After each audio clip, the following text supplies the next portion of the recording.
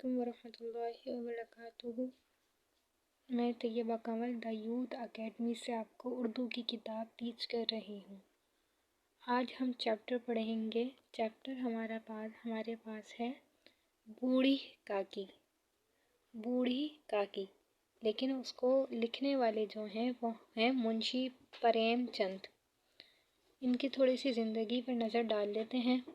ولادت 1880 عیسوی میں پیدا ہوئے اور وفات 1936 عیسوی میں ہوئی۔ آپ کا اصل نام دھناپت رائے تھا۔ ضلع بنارس کے ایک گاؤں میں پیدا ہوئے۔ والد منشی عجائب لال ڈاک خانے میں کلرک تھے۔ پریم چند نے ایک مولوی صاحب سے فارسی اور اردو کی تعلیم حاصل کی، جبکہ انگریزی تعلیم بنارس میں حاصل کی۔ تعلیم سے فارغ ہو کر ایک پرائمری اسکول میں استاد ہو گئے۔ 1908 عیسوی میں ڈپٹی انسپکٹر مدارس ہو گئے۔ پریم چند کی ادبی زندگی کا آغاز 1990 عیسوی سے ہوا۔ آپ نے منشی دیا نارائن نگم کے رسالے زمانہ میں مضامین لکھے، پھر افسانہ نگاری اور ناول نگاری کی طرف توجہ دی۔ پریم چند نے غریبوں کے حالات و واقعات کو اپنے افسانوں اور ناولوں کا موضوع بنایا۔ پریم چند کا شمار اردو کے اولین افسانہ نگاروں میں ہوتا ہے۔ سوز وطن، واردات، بیوہ، زاد راہ، نرمیلا، میدان عمل، گودان، پریم بیتسی، پریم پچپسی، پریم چالیسی اور چوگان ہستی ان کی مشہور تصانیف ہیں۔ انہوں نے کل 29 ناول لکھے۔ ہمارا سبق شروع ہوتا ہے۔ موضوع ہے بوڑھی کاکی۔ بڑھاپا بچپن کا دور ثانی ہوا کرتا ہے۔ بالکل ایسا ہی ہے۔ دور ثانی، ثانی عربی میں عربی کا لفظ ہے، یعنی دوسرا، ہندسہ ہوتا ہے، ٹھیک ہے۔ واحد ایک اور ثانی دو، تو یعنی دور ثانی دوسرا حصہ۔ بڑھاپا بچپن کا دور ثانی ہوا کرتا ہے، یعنی جو بڑھاپا ہوتا ہے وہ بچپن ہوتا ہے، ویسے ہی ہمارا کیا ہوتا ہے، بڑھاپا ہوتا ہے۔ بوڑھی کاکی میں ذائقے کے سوا حس باقی نہ تھی، یعنی وہ انسان کو اللہ نے 5 حصے دیے ہیں، سننے کی، سمجھنے کی، دیکھنے کی، وہ محسوس کرنے کی، تو صرف کیا ان کے پاس کچھ بھی نہیں بچا تھا، یعنی یہ کہہ لیں ان کے پاس کوئی بھی صلاحیت نہیں تھی سوائے ذائقے کے۔ وہ ذائقے کو پہچان لیتی تھیں۔ آنکھیں، ہاتھ، پیر سب جواب دے چکے تھے۔ زمین پر پڑی رہتی تھیں، اور جب گھر والے کوئی بات ان کی مرضی کے خلاف کرتے، کھانے کا وقت ٹل جاتا یا مقدار کافی نہ ہوتی، یا بازار سے کوئی چیز آتی اور انہیں نہ ملتی، تو رونے لگتی تھیں، اور ان کا رونا محض بسورنا نہ تھا، وہ بآواز بلند روتی تھیں۔ ان کے شوہر کو مرے ہوئے ایک زمانہ گزر گیا۔ 7 بیٹے جوان ہو کر داغ دیے گئے، اور اب ایک بھتیجے کے سوا دنیا میں کوئی ان کا نہ تھا۔ یہاں پہ بتا رہے ہیں ان کی حالت کہ شوہر کا تو انتقال کافی پہلے ہو گیا تھا، لیکن ان کو اللہ نے کیا کیا تھا، مطلب ایک معذور شخصیت تھی، وہ پوری چرپائی سے لگی ہوئی، ان کو کچھ ایک جگہ پڑی رہتی تھی، ہاتھ پہ جواب دے چکے تھے، اور اللہ نے انہیں 7 بیٹے دیے تھے، لیکن وہ لے لیے تھے اپنے واپس۔ اب ان کے پاس سوائے ایک بھتیجا تھا۔ اسی بھتیجے کے نام انہوں نے ساری جائیداد لکھ دی تھی۔ ان حضرت نے لکھاتے وقت تو خوب لمبے چوڑے وعدے کیے، لیکن وہ وعدے صرف سبز باغ تھے۔ اس جائیداد کی سالانہ آمدنی 150-200 روپے سے کم نہ تھی۔ اچھا جی، 150-200 روپے سے کم نہ تھی، لیکن بوڑھی کاکی کو اب پیٹ بھر روکھا دانہ بھی مشکل سے ملتا۔ بدھ رام طبیعت کے نیک آدمی تھے، لیکن اسی وقت ان تک کہ ان کی جیب پر کوئی آنچ نہ آئے۔ رو پا طبیعت کی تیز تھی، لیکن ایشور سے ڈرتی تھی، اس لیے بوڑھی کاکی پر اس کی تیزی اتنی نہ کھلتی تھی جتنی بدھ رام کی نیکی۔ یعنی یہاں پہ ورڈ اپوزٹ میں بات کی گئی ہے، یعنی بدھ رام ان کے ساتھ برا برتاؤ کرتا تھا، ٹھیک ہے، لیکن یہاں کیا لکھا ہوا ہے، بدھ رام کی نیکی۔ تنزتن، جیسے تنزن کوئی بات کرتے ہیں نا، ویسے یہاں پہ یہ بات لکھی گئی ہے۔ بدھ رام کو کبھی کبھی اپنے بے انصافی کا احساس ہوتا۔ دیکھیں انسان کو نا اللہ نے ایک ایسی صفت پہ بنایا ہے کہ وہ نیک انسان، مطلب نیکی کی طرف جلدی راغب ہوتا ہے، اور اگر نیکی نہ بھی کرے، برائی کرے بھی، تو اس کا دل جو ہوتا ہے نا وہ برائی کی طرف ایک اندر سے کہتا ہے کہ تم غلط کر رہے ہو۔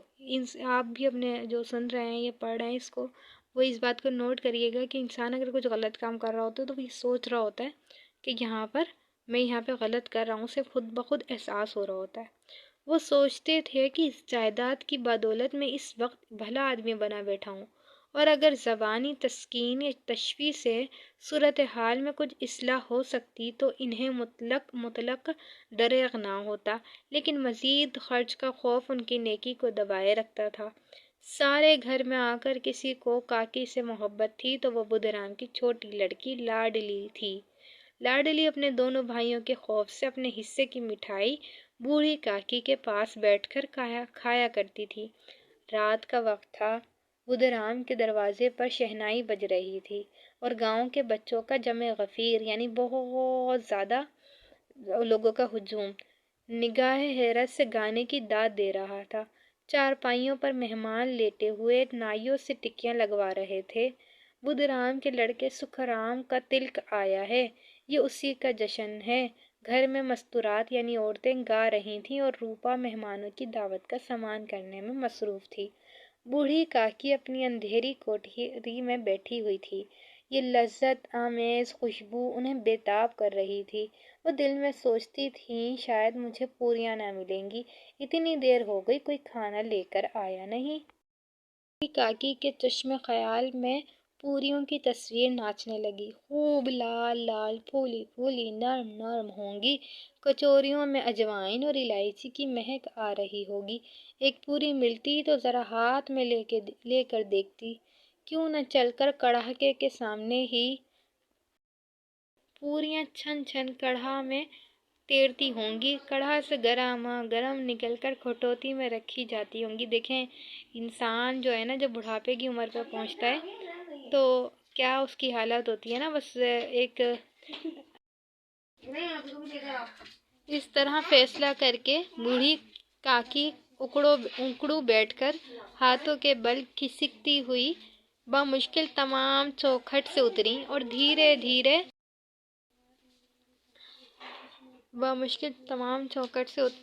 دھیرے دھینتی ہوئی کڑاہ کے پاس جا بیٹھی۔ روپا اس وقت ایک سراسیمگی کی حالت میں تھی، اس کمرے میں جاتی، کبھی اس کمرے میں، کبھی کڑاہ کے پاس، کبھی کوٹھے پر۔ کسی نے باہر سے آ کر کہا، مہاراج ٹھنڈائی مانگ رہے ہیں۔ ٹھنڈائی دینے لگی، اتنے میں پھر کسی نے کہا، بھاٹ آیا ہے، اسے کچھ دے دو۔ بھاٹ کے لیے سدھا نکال رہی تھی کہ ایک تیسرے آدمی نے آ کر پوچھا کہ ابھی کھانا تیار ہونے میں کتنی دیر ہے؟ ذرا ڈھول مجیرا اتار دو۔ بیچاری اکیلی عورت چاروں طرف دوڑتے دوڑتے حیران ہو رہی تھی، جھنجھلاتی تھی، کھڑتی تھی، پر غصہ باہر نکلنے کا موقع نہ پاتا تھا۔ خوف ہوتا تھا کہ کہیں پڑوسنے یہ نہ کہنے لگیں کہ اتنے ہی میں ابل پڑی۔ پیاس سے خود اس کا حلق سوکھا جاتا تھا، گرمی کے مارے پھونکی جاتی تھی، لیکن اتنی فرصت کہاں کہ ذرا پانی پی لے یا پنکھا لے کر جھلے۔ یہ بھی اندیشہ تھا کہ ذرا نگاہ پلٹی اور چیزوں کی لوٹ مچی۔ اس کشمکش کے عالم میں اس نے بوڑھی کاکی کی کڑاہ کے پاس بیٹھے دیکھا تو جل گئی۔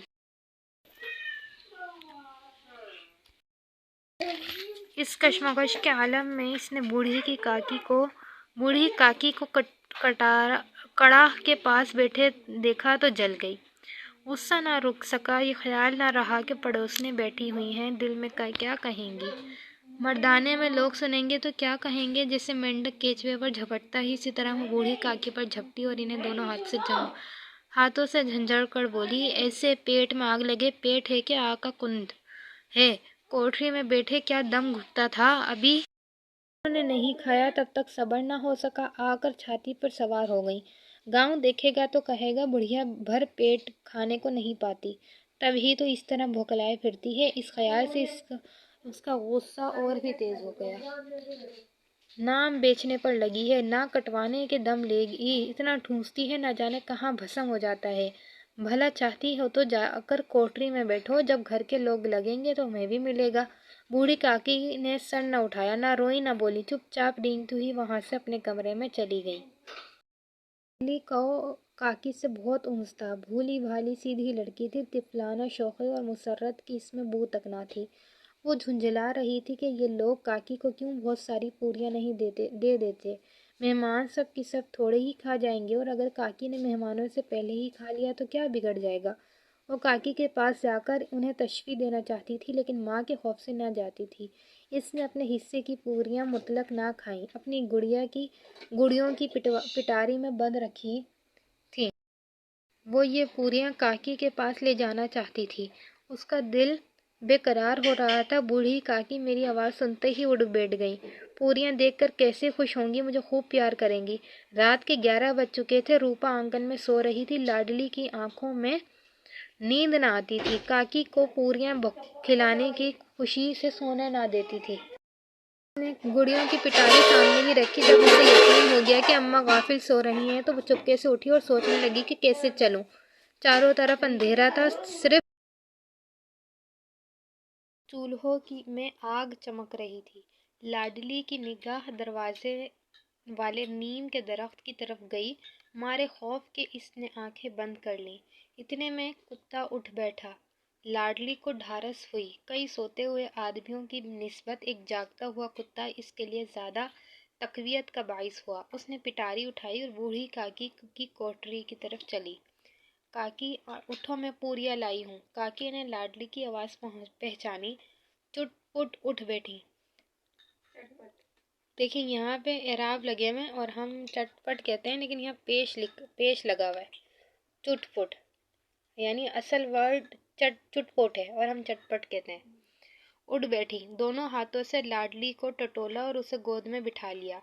लाडली ने पूरियां निकाल कर दी। काकी ने पूछा, क्या तुम्हारी अम्मा ने दी हैं? काकी पूरियों पर टूट पड़ी। 5 मिनट में पिटारी खाली हो गई। लाडली ने पूछा, काकी पेट भर गया?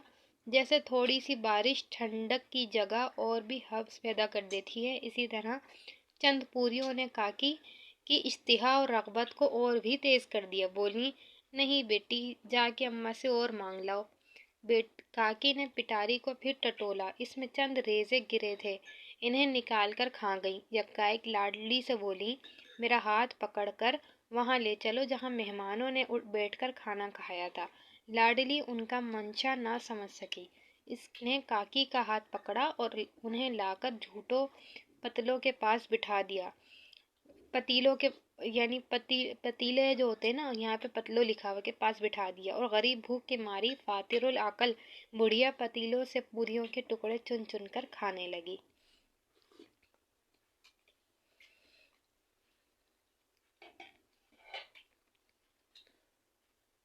ऐन उसी वक्त रूपा की आंख खुली। उसे मालूम हुआ कि लाडली मेरे पास नहीं है। चौंकी, चारपाई के इधर उधर ताकने लगी कि कहीं लड़की नीचे तो नहीं गिर पड़ी। उसे वहां न पाकर वो उठ बैठी तो क्या देखती है कि लाडली झूठे पतलों के पास चुपचाप खड़ी है और बूढ़ी काकी की पतीलों पर से पूरियों के टुकड़े उठा उठा कर खा रही है। रूपा का कलेजा सुन सा हो गया। रूपा को अपनी खुद गर्जी और बेइंसाफी आज तक कभी इतनी सफाई से नजर न आई थी। हाय, मैं कितनी बेरहम हूँ। जिसकी जायदाद से मुझे 200 रुपए साल की आमदनी हो रही है, उसकी ये दुर्गत, और मेरे कारण मुझसे बड़ा भारी गुनाह हुआ है। आज मेरे बेटे का तिलक था। सैकड़ों आदमियों ने खाना खाया। मैं उनके इशारे की गुलाम बनी हुई थी।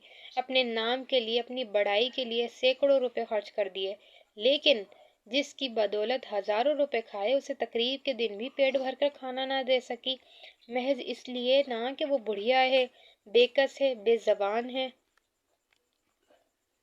उसने चिराग जलाया, अपने भंडारे का दरवाजा खोला और एक थाली में खाने की सब चीजें सजाकर लिए हुए बूढ़ी काकी की तरफ चली। आधी रात हो चुकी थी। आसमान पर तारों के थाल सजे हुए थे और उन पर बैठे हुए फरिश्ते बेहश्ती नेमतें सजा रहे थे, लेकिन उनमें से किसी को वो मुसर्रत ना हासिल हो सकती थी जो बूढ़ी काकी को अपने सामने थाल देख कर हुई। रूपा ने रिक्कत आमेज लहजे में कहा, کاکی اٹھو، کھانا کھا لو، مجھ سے آج بڑی بھول ہوئی، اس کا برا نہ ماننا، پر ماں سے دعا کرو کہ میری خطا معاف کر دے۔ بھولے بھالے بچے کی طرح مٹھائیاں پا کر مار اور گھرکیاں سب بھول جاتا ہے۔ بوڑھی کاکی بیٹھی ہوئی کھانا کھا رہی تھی، ان کے ایک ایک روئے سے سچی دعائیں نکل رہی تھیں، اور روپا بیٹھی یہ روحانی نظارہ دیکھ رہی تھی۔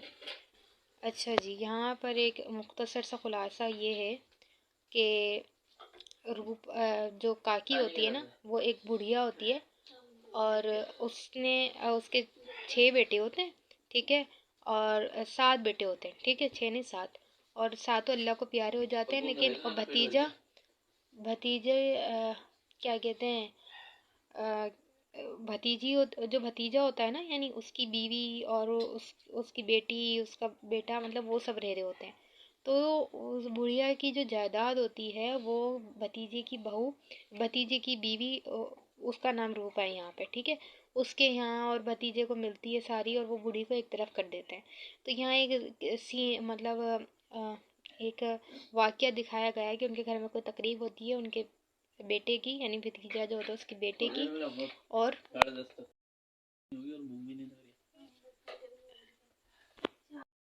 تو اس کی مطلب جو لڑکا ہوتا ہے اس کی بیٹے کی کوئی تقریب ہے، یعنی یہاں پہ انہوں نے تقریب کا نام نہیں دیا ہوا، کیا ہے اللہ جانے، تو اس کو اس میں پوریاں وغیرہ بنتی ہیں، تو کاکی کا بڑا دل چاہتا ہے کہ میں بھی کھاؤں، اور اس کے ساتھ ناانصافی کرتی ہے یہ روپا۔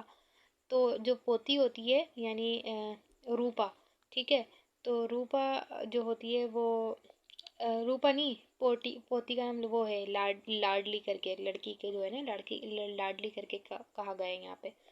تو وہ چپکے سے نا اس کی وہ پوریاں لے کے چلے جاتی ہے، اور پھر جب پوریاں لے کے جاتی ہے تو وہ کہتی ہے میرا ابھی بھی دل نہیں بھرا۔ وہی کتنی زبردست انہوں نے مثال دی ہے کہ جب تھوڑی سی بارش ہوتی ہے تو وہ حبس کر دیتی ہے، یعنی اور بارش کی طلب لے کر آتی ہے، اور بارش کی طلب بڑھا دیتی ہے۔ تو اسی طرح یہاں پہ اس کی بھوک کی مثال دی ہے کہ بھوک بڑھ جاتی ہے، تو کیا کرتے ہیں، وہ کہتی ہے کہ تم مجھے وہاں لے چلو جہاں مہمان جو جس مطلب برتن میں کھانا کھا کے گئے ہیں، جھوٹے برتن ہیں، وہاں لے چلو۔ تو وہ پوتی جو ہوتی ہے لاڈلی، وہ نہیں سمجھ پاتی کہ کاکی مجھے ایسا کیوں کہہ رہی ہے، لیکن جب وہ لے کے جاتی ہے تو وہ کیا کرتی ہے کہ نا وہاں پہ جو ذرے گرے ہوتے ہیں وہ کھاتی ہے۔ تو اتنے میں بہو جو ہوتی ہے، بھتیجے کی بیوی جو ہوتی ہے، اس کی آنکھ کھل جاتی ہے روپا کی، اور وہ دیکھتی ہے تو اسے اپنی خطا کا احساس ہوتا ہے۔ پھر وہ ایک تھال میں سب چیزیں سجا کر کاکی کو دیتی ہے، اور کہتی ہے کہ تم یہ کھاؤ اور میرے لیے دعا کرو کہ مجھے معاف کر دو۔ تو وہ پھر ایک مثال دی ہے کہ جیسے چھوٹا بچہ ہوتا ہے، وہ مٹھائیاں پا کر گھرکیاں ساری سب کچھ بھول جاتا ہے جو اس کو مار وار پڑی ہوتی ہے، تو اسی طرح جب انہیں کھانا ملتا ہے وہ سب کچھ بھول جاتی ہیں، اور بس کھانے کی طلب میں یہ دیکھتی ہیں کہ مجھے کھانا کس نے دیا، اور پھر اس کو روپا کو دعائیں دینے لگتی ہیں۔ یہاں پہ سوال دیا ہے کہ بوڑھی کاکی نے اپنی ساری جائیداد بدھ رام کے نام کیوں لکھ دی تھی؟ تو اس میں چیپٹر میں بھی کیوں کا نہیں بتایا ہوا، بس یہ ہے کہ ظاہر ہے وہ ان کا 7 بیٹے تو وفات پا گئے تھے، تو ایک ہی بھتیجا تھا جو ایک مطلب اپنا چہیتا بھتیجا ہوتا ہے کہ ان کے نام لکھ دوں اور آرام سے رہوں گی، یہ وجہ تھی۔ بدھ رام نے جائیداد حاصل کرنے بڑی کے بہت برا سلوک کیا تھا، ٹھیک ہے، بات بڑھی کاکی سے کیسے سلوک کیا وہ یہاں پہ آپ اچھا خاصا خلاصہ لکھ سکتے ہیں کہ کیسے ان کو کھانا تک میسر نہیں تھا۔ بدھ رام کے گھر میں کس بات کا جشن منایا جا رہا تھا؟ ہاں یہاں بھی ہے نا، یہ اس طرح کا ہے، دیکھیں ایک نا انہوں نے یہ دیا ہوا ہے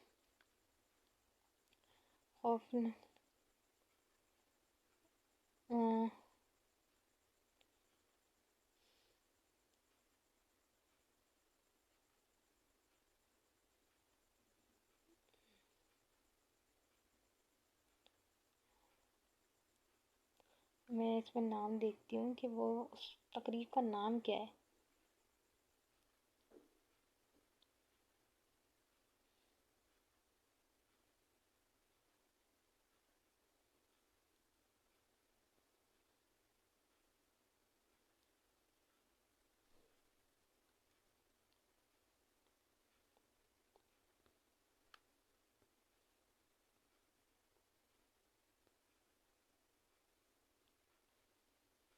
رات کا وقت یہاں سے یہ لکھا ہوا کیا تھا؟ اپنے بھائی سے دیکھیں یہاں سے ہے کہ نا بدھ رام کے دروازے پر شہنائی بج رہی تھی، اور بس یہ ہے کہ خوشیوں کا اور نائیوں سے ٹکرا رہنا۔ بدھ رام کے لڑکے سکھ رام کا تلک آیا ہے، یہ ہے ٹھیک ہے، یہ جو ہے نا بدھ رام کے لڑکے سکھ